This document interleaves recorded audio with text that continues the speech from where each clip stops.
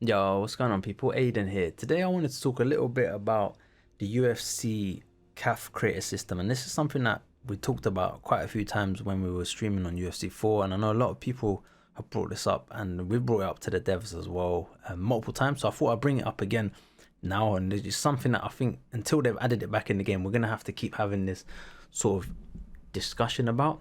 But basically, the thing. Let me just mute my sound. The thing that is fundamentally different from UFC 5, UFC 4, and then UFC 3 and the games prior is for the CAFs, we're unable to actually edit our stats, we're unable to edit the perks, and we're unable to edit the movesets. And this sort of was kind of like a big thing, a big loss that we had, especially for players who play offline and like to create quite deep and complex leagues, or even I don't know, like there's so many different ways you can use these things to create these different scenarios between different fighters. You could have like a Muay Thai fighter from from Holland against the Muay Thai fighter from Thailand, and you could vary it. Do you know what I mean? You can make it so that the Holland one has got slightly better punches, slightly better boxing. You can put a couple of perks to buff him in that direction, whereas the Thailand one, you might give him a better clinch, some better knees, better elbows, and you could really create this kind of depth within the system. And me and my friend Sam, like a couple of years ago, we done this like league thing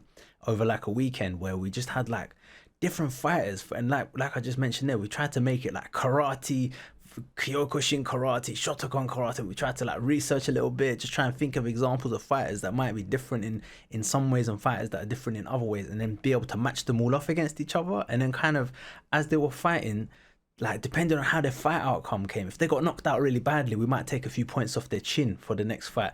If they did really well or finished by a body shot, we might give them some body shot advantage. So it was kind of like we did our own kind of career mode, but with fighters that we'd created, and then we were managing their stats as we were putting them through fights, and it made it really quite interesting, and it gave a lot of depth to the league that we had going on essentially, and it gave like a story and kind of like a backdrop. And then it was kind of like we had like a fighter each in this system as well. Let's say we had 20 fighters, we had a fighter each that we were kind of banking on, right? This was our main character or whatever, and there were fighters in the league that we didn't want to fight because those guys was just getting stronger and stronger. They kept winning their fights and we kept buffing their stats, and it was like, no bro, you don't want to fight that guy because he's got a mad chin on him, got mad body, and he's got this devastating elbow, and AI would like throw these elbows in, and whenever it did, bro, it did so much damage compared to some of the other stuff. Like you're like, whoa.